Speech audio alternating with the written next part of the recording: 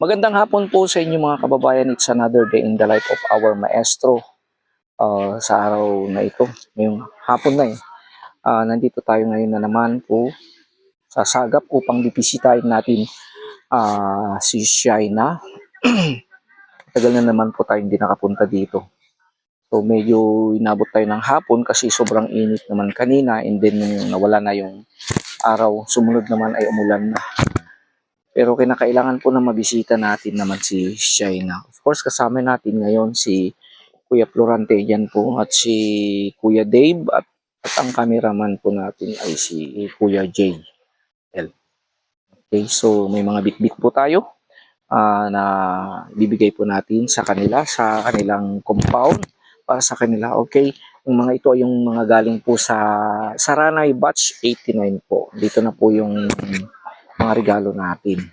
Okay, syempre, as usual, maglalakad na naman po tayo. But this time, maraming tubig kasi syempre, tag-ulan pa. O kaya, so, tara na mga kababayan, let's go! Balik na naman po tayo sa ating pag-mission po. Okay?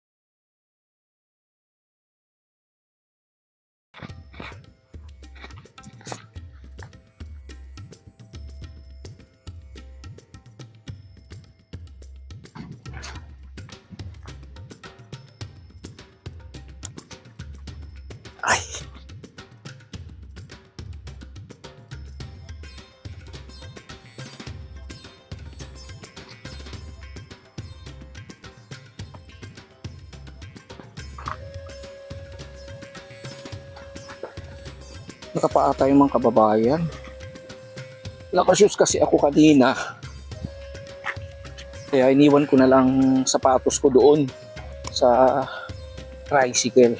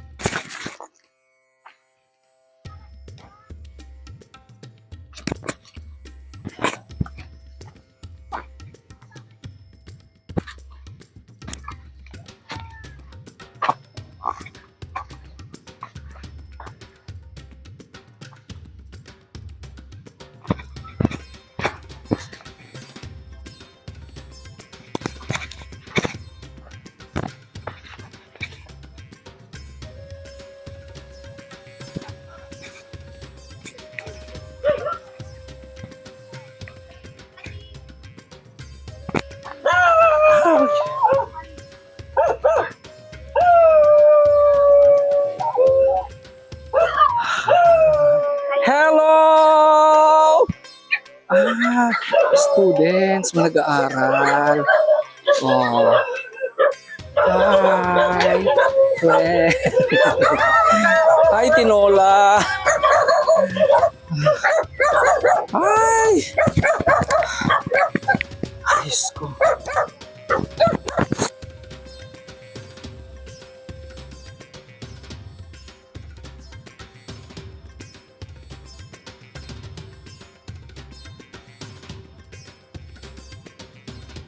Hi, Lola.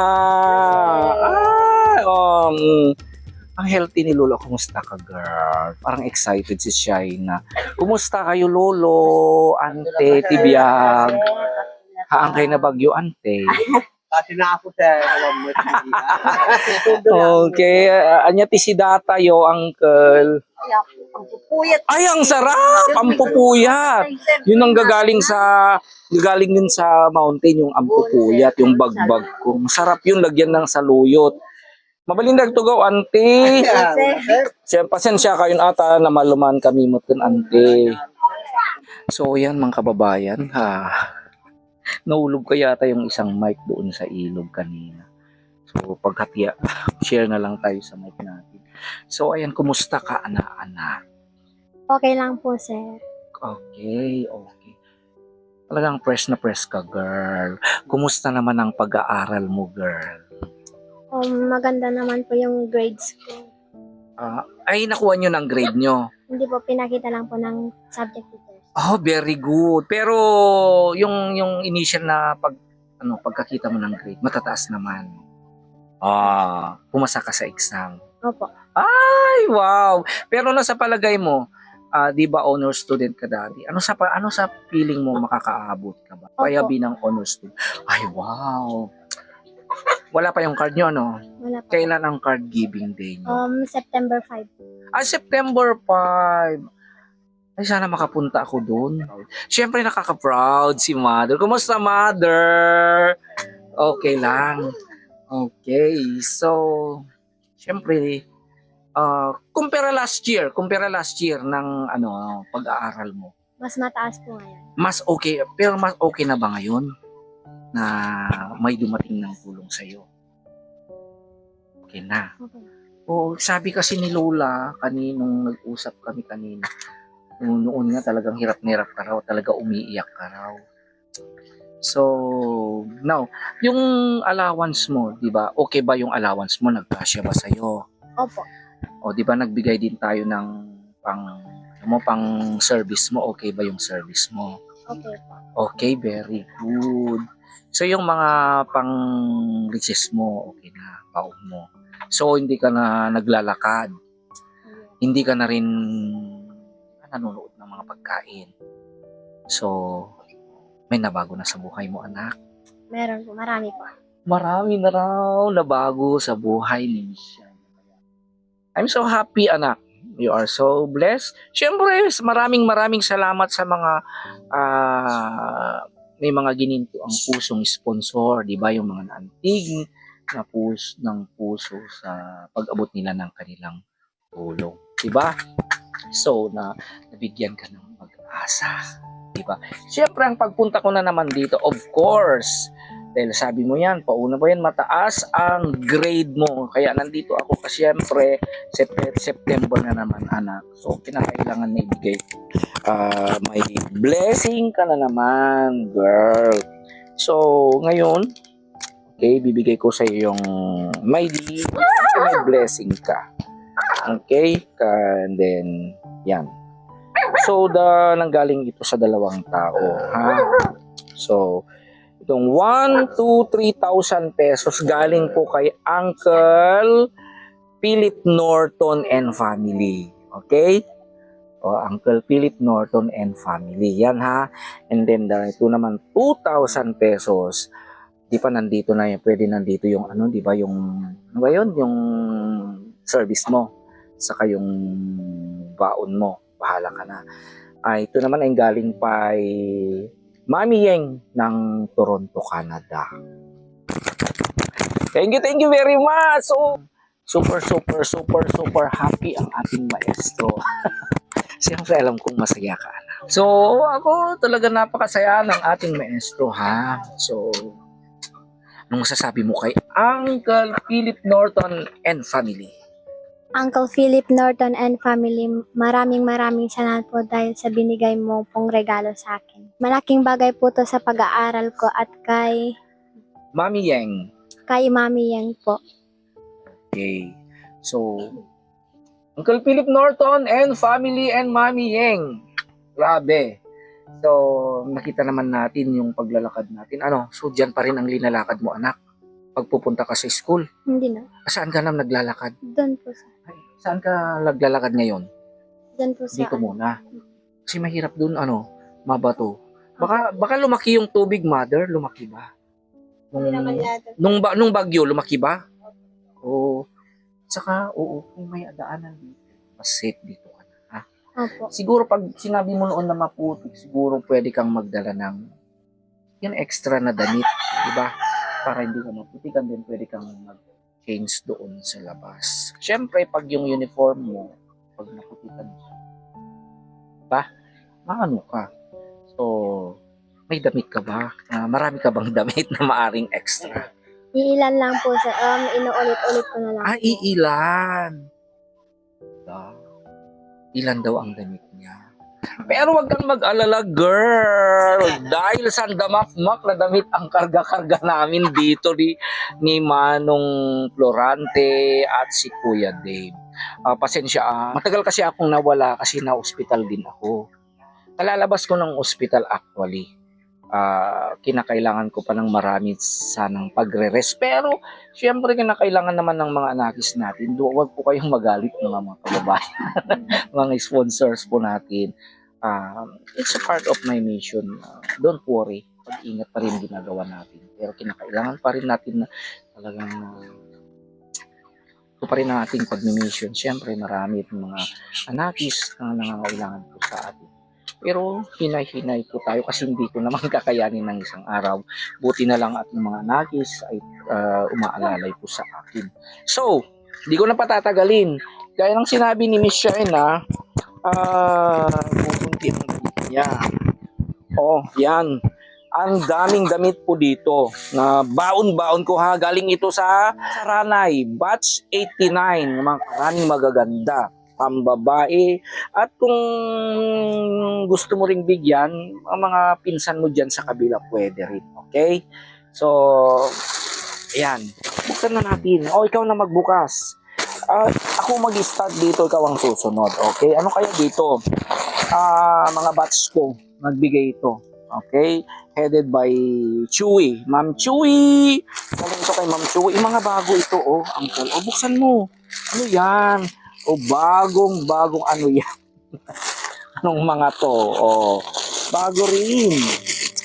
Ano yan, girl? O, ano yan, girl?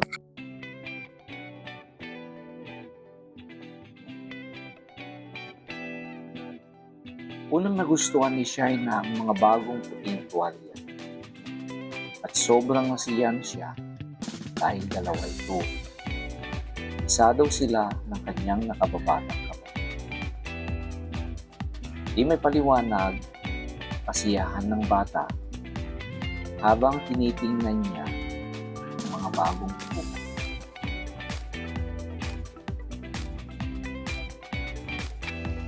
Maraming pagpipilian sa mga damit. Ayan, si Lolo at si Lola ay naghahanap na rin ng kanilang maaring isuot. Pero wala yata ang panlalaki dyan, Lolo. Karamihan dyan ay mga pambabae at bestida.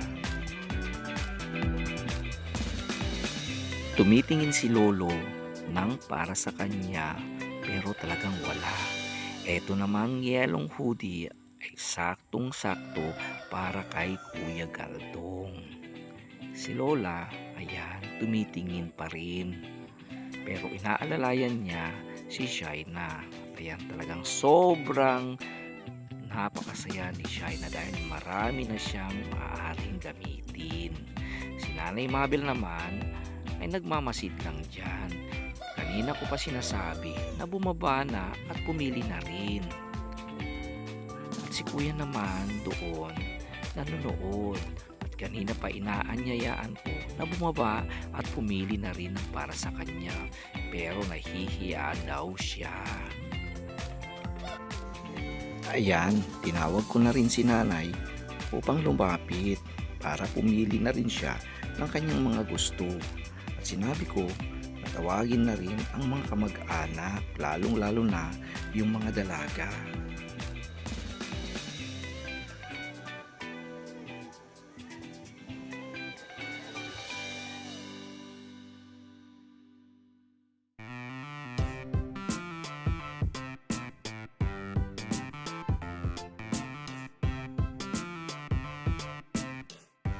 Oh, ayan si Kuya.